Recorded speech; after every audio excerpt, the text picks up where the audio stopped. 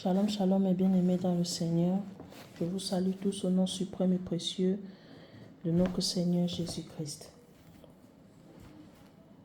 Bien-aimés, en ce jour, j'aimerais partager avec toi la pensée du jour que le Seigneur a déposée dans mon cœur.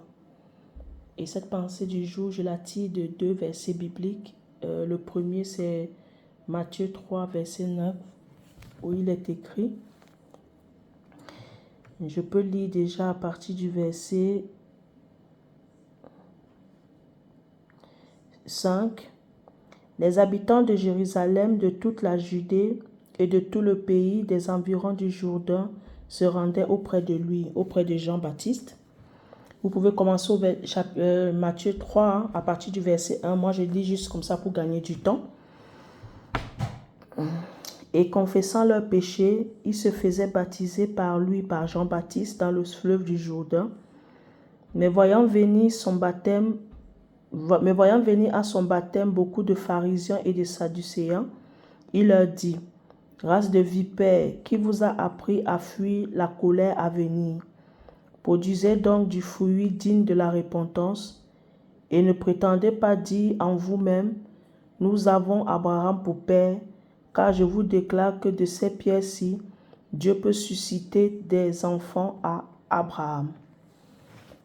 Ensuite, on a Jean 8, versets 31 à 41. Mais je veux juste lire Jean 8, versets 41 à 41.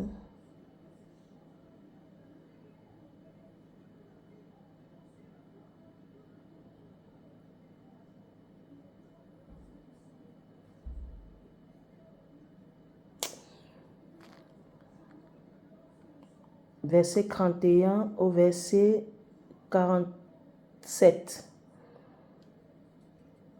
Je vais commencer au verset 30. Ça va nous prendre du temps parce que il faut que je trouve exactement le verset qu'il faut.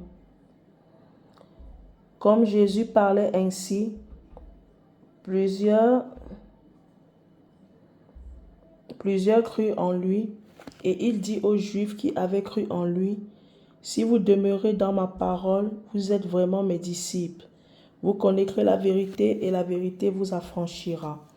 Il lui répondit: nous sommes la postérité d'Abraham et nous ne fûmes jamais esclaves de personne. Comment dis-tu, vous deviendrez libres? En vérité, je vous le dis, leur répliqua Jésus, quiconque se livre au péché est esclave du péché. Or, l'esclave ne demeure pas toujours dans la maison, le Fils y demeure toujours. Si donc le Fils vous affranchit, vous serez réellement libre. Je sais que vous êtes la postérité d'Abraham, mais vous cherchez à me faire tuer parce que ma parole ne pénètre pas en vous. J'ai dit ce que j'ai vu chez mon Père, et vous me faites ce que vous avez entendu de la part de votre Père. Ils lui répondirent: notre Père, c'est Abraham. Jésus leur dit: si vous étiez enfants d'Abraham, vous feriez les œuvres d'Abraham. Mais maintenant, vous cherchez à me faire mourir, moi qui vous ai dit la vérité que j'ai entendue de Dieu. Cela, Abraham ne l'a point fait. Amen. Le verset qui m'intéresse, c'est le verset: je sais que vous êtes la postérité d'Abraham, mais vous cherchez à me faire mourir parce que ma parole ne pénètre pas en vous.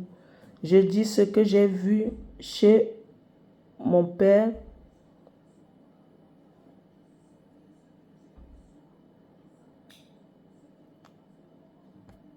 Ce que j'ai vu chez mon Père.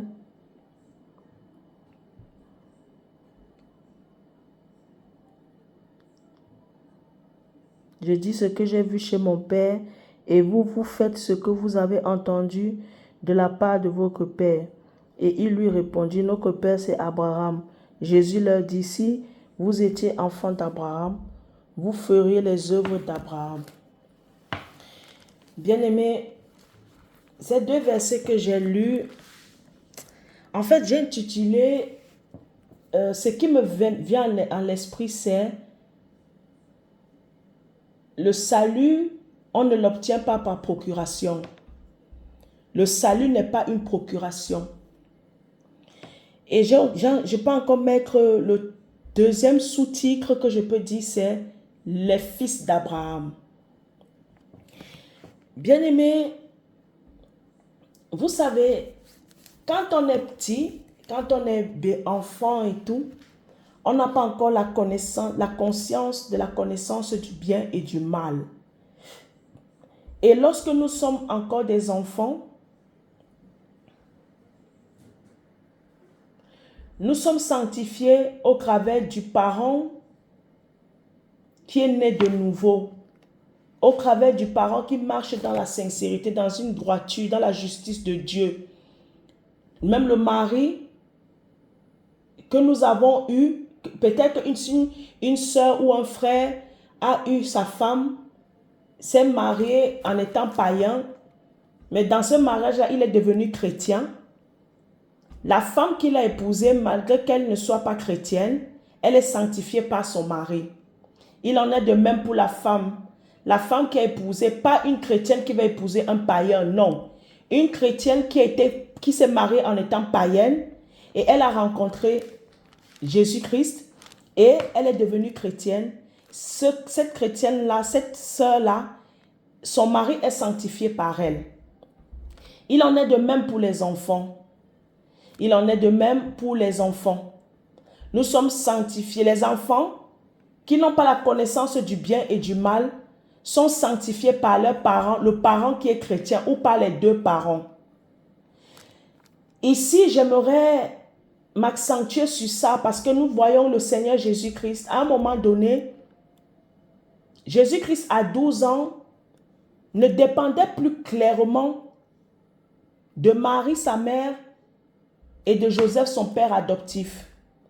La preuve en est qu'à un moment donné, à 12 ans, Jésus-Christ était parti au temple, avait disparu.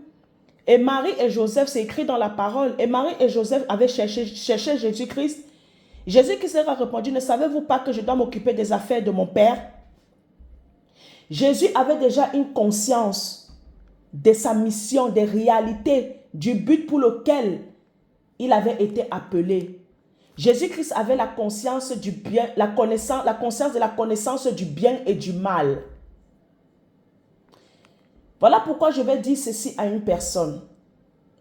Bien-aimé, si tu as toujours cette tendance-là à croire que parce que ton père, malgré ton âge avancé, malgré que tu as déjà la connaissance du bien et du mal, que tu sais déjà ce qui est bien, ce qui est mal, ce que Dieu aime pas, ce que Dieu aime, mais malgré cela, tu es chrétien, hein? Si là je parle des chrétiens, tu es chrétien, tu as la connaissance du bien et du mal.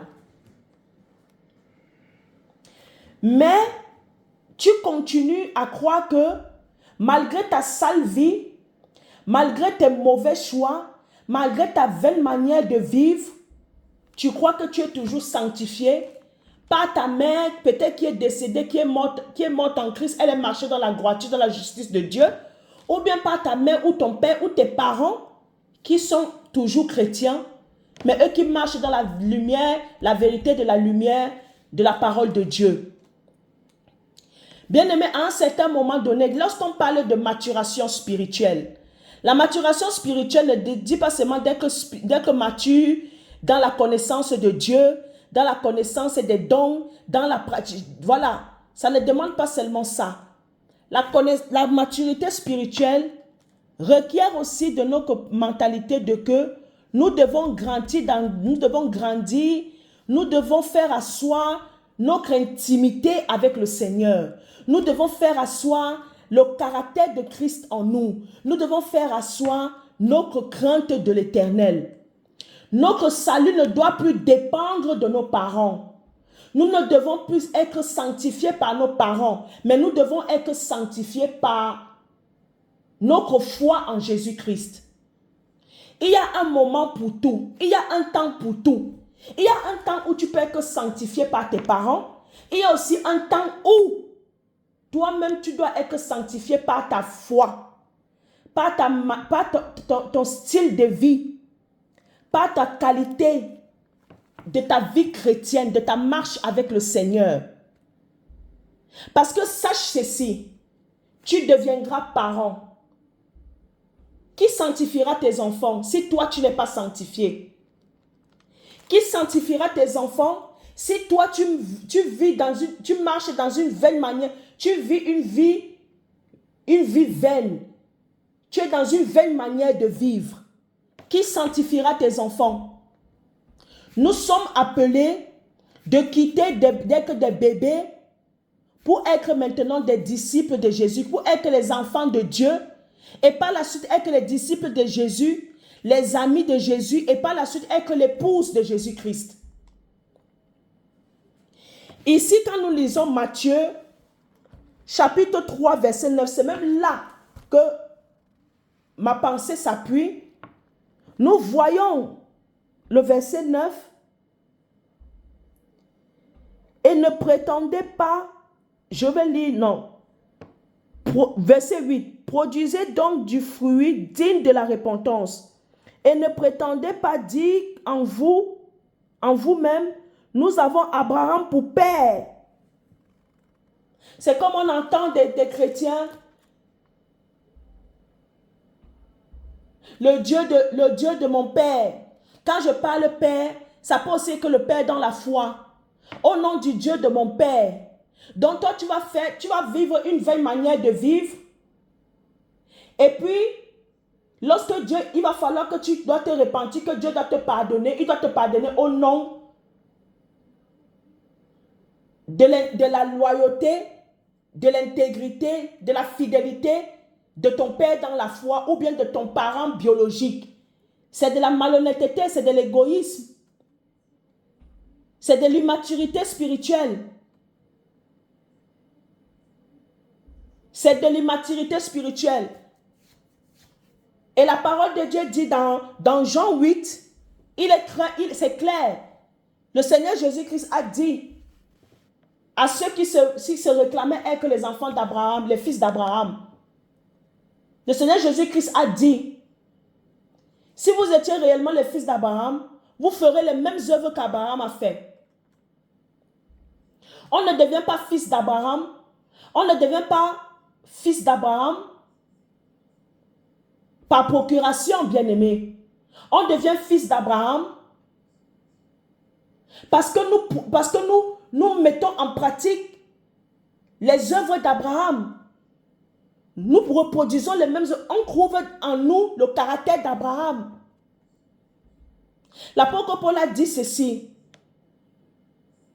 Soyez mes imitateurs comme je le suis de Christ. Soyez mes imitateurs comme je suis de Christ. Jésus-Christ a dit, tel il est, tel nous sommes. À un moment donné, tu peux te vautrer, voiler la face en te disant que non, je suis encore bébé, puis spirituel, je suis encore enfant, je ne connais pas, je ne sais pas. Non, à un moment donné, tu dois quitter le statut d'enfant, de bébé spirituel, pour être disciple, ami de Jésus. Les amis de Jésus, les disciples de Jésus, Jésus n'appelait plus ses disciples les amis. Disciples de Jésus, ça veut tout simplement dire que nous sommes la relève, que nous sommes soumis à Jésus. Notre obéissance est basée en Jésus, par Jésus. Mais lorsque nous devenons amis de Jésus, ça veut dire quoi? Jésus commence à partager ses secrets les plus profonds, les plus cachés avec nous. Et lorsque nous allons quitter de l'étape d'amis pour aller à l'épouse, ça veut dire que maintenant nous voyons l'époux tel qu'il est, l'époux Jésus-Christ tel qu'il veut que nous le voyons, tel qu'il veut que nous le connaissons, nous puissions le connaître. Quand tu es l'ami, quand tu es l'épouse, quand tu es le disciple, tu marcheras, on reconnaîtra que tu es disciple, ami de Jésus, épouse de Jésus-Christ, par ton caractère, par tes choix, par ta manière de vivre, par la qualité de ta manière de vivre, par tes œuvres. Jésus-Christ a dit, si on reconnaîtra que nous sommes ses disciples, nous l'appartenons, lorsque nous allons mettre en pratique la parole. Dieu aimerait que nous prospérons à tous égards. Prospérer à tous égards, ça veut dire que nous devons maturer. Nous devons la croissance. Nous devons aller de mieux en mieux. Si nous marchons avant, maintenant nous devons courir. Si nous courions avant, nous devons maintenant voler comme l'aigle. Nous envoler comme l'aigle. Le salut, on ne l'obtient pas par procuration. Le Dieu de mon Père, le Dieu de ceci, c'est ça qui est dans la bouche des disciples, c'est ça qui est dans la bouche des chrétiens maintenant. On se cache derrière nos pères dans la foi, même nos pères, nos pères biologiques. Nous vivons une sale manière de vivre. Regardons ce qui s'est passé avec Salomon. Salomon n'a pas eu des ennemis durant son règne en tant que roi. À cause de David, à cause de la fidélité de David, de la loyauté de David, de l'amour que David avait pour Dieu. L'homme selon le cœur de Dieu. Mais regardons vers la fin. Qu'est devenue la vie? Qu'est-ce qui est devenu la vie de Salomon? Salomon a abandonné Jésus, a abandonné Dieu. Salomon a commencé à construire les temples aux faux dieux. Moloch. Salomon a commencé à construire, a commencé à adorer, vénérer les dieux de ses multiples femmes et concubines. Là, il n'était plus question du salut, de la sanctification par David. Mais là, il était question maintenant de l'intimité de Salomon avec Dieu. Un tête-à-tête. Une intimité, une relation personnelle avec Dieu. Bien-aimé, le salut est individuel. Le salut est personnel. Si tu te dis que tu vas vivre une nouvelle manière de vivre parce que ton père a une alliance avec Dieu, parce que ta maman a une alliance avec Dieu, parce que ton père spirituel a une alliance avec Dieu, tu te dis que tu vas vivre n'importe comment. Et lorsqu'il va falloir que tu dois te repentir, tu vas aller à genoux devant ton père va prier pour toi, tu vas te repentir. C'est faux. Regardons les fils du sacrificateur Élie. Regardons Phiné et j'ai oublié le deuxième nom. Regardons la vie des enfants du sacrificateur Élie. Ce que les enfants du sacrificateur Élie faisaient. Les enfants du sacrificateur Élie se disaient que non, comme notre père est sacrificateur à l'église, comme notre père est proche de Dieu, a une alliance avec Dieu, il pouvait peut-être se permettre de faire ce qu'il voulait.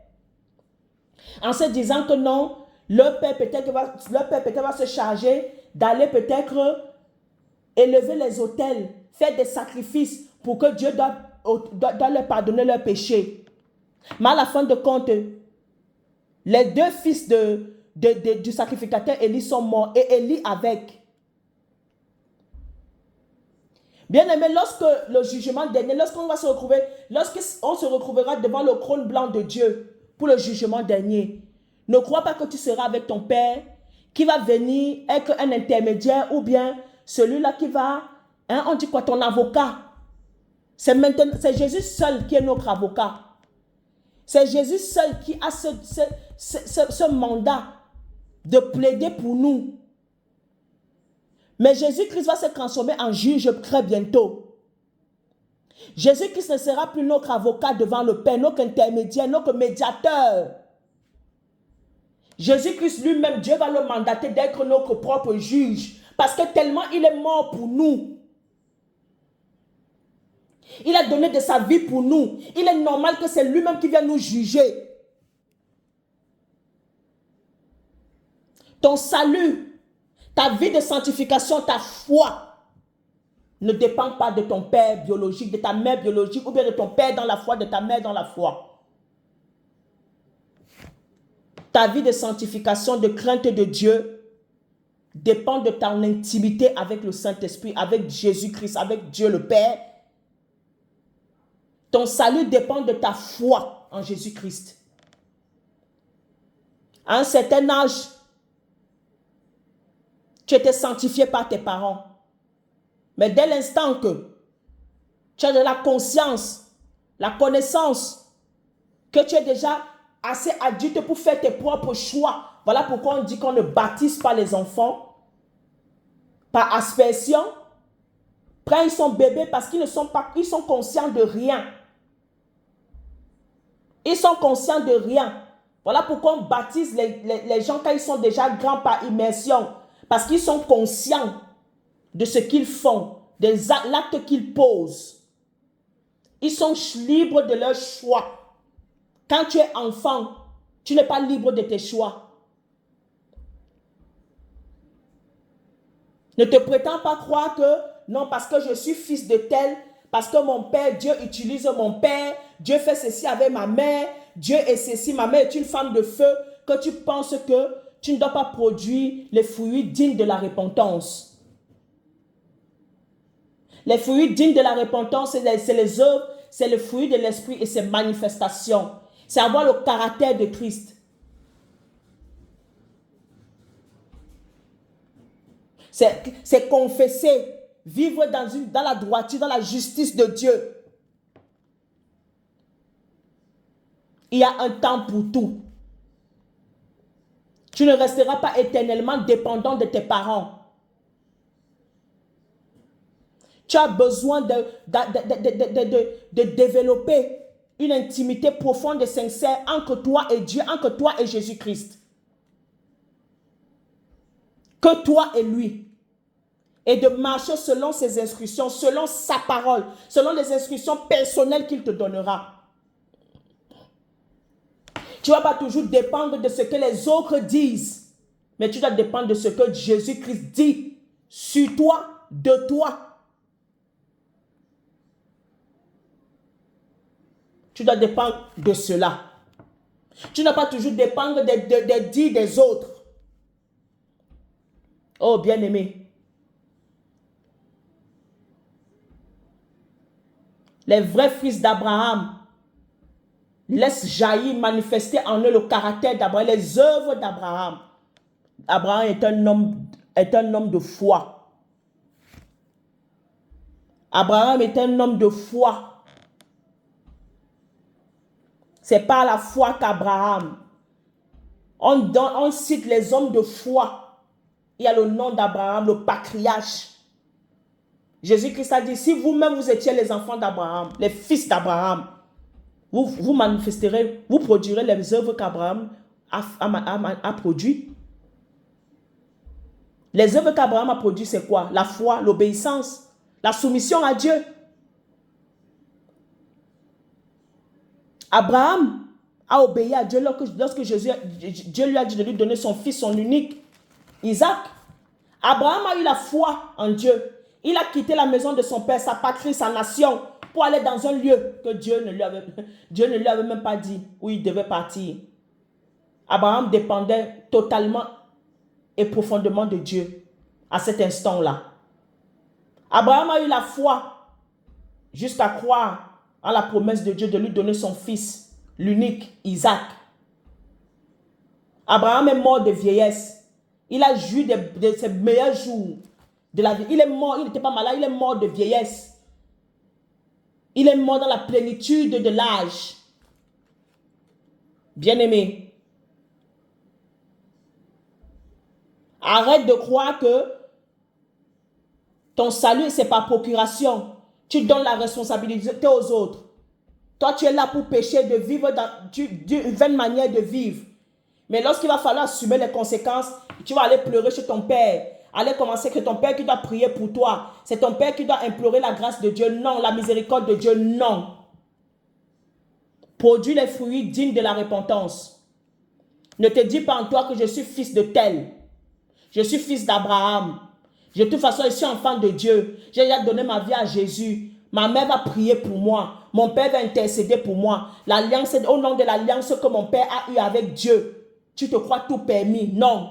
Dieu est un Dieu juste. Dieu est un Dieu juste. Si Dieu avait pris en compte cela, regardons comment Salomon a fini. Regardons comment Salomon a fini. Dieu s'est souvenu de David.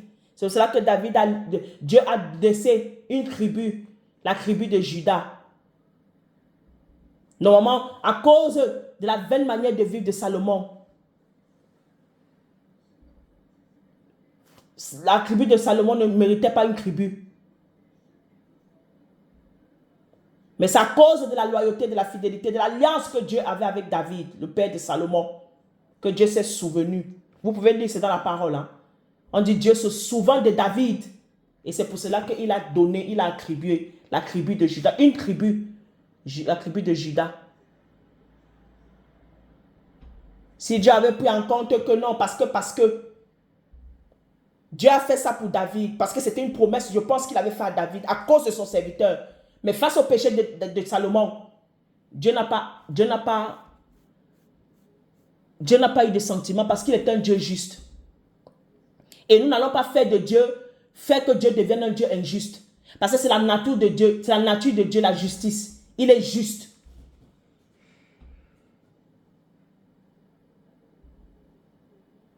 Ce n'est pas aujourd'hui que Dieu va commencer à être un Dieu injuste à cause de nous. Salomon, on ne sait pas. On saura peut-être que vers la fin, s'il a été sauvé, s'il est au paradis au sein d'Abraham, ou s'il a la géhenne, ou s'il est au mauvais séjour des morts, on ne sait pas. Parce qu'il a commencé à adorer les faux dieux. Il a commencé à adorer les dieux étrangers de ses multiples femmes et concubines. Bien-aimé, retiens ceci, le salut est personnel. Le salut est individuel. Ce n'est pas ton père, l'alliance que ton père avec Dieu qui te sauvera. Ce n'est pas ça qui te garantit le salut ou le ciel. Ce qui te garantira le ciel, c'est ta foi. C'est ta marche avec le Seigneur dans la sincérité, dans la droiture.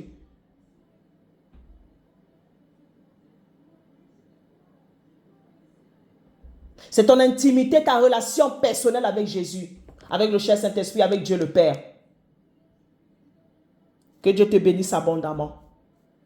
Paix et grâce dans ta vie, au nom suprême de Jésus-Christ. Amen.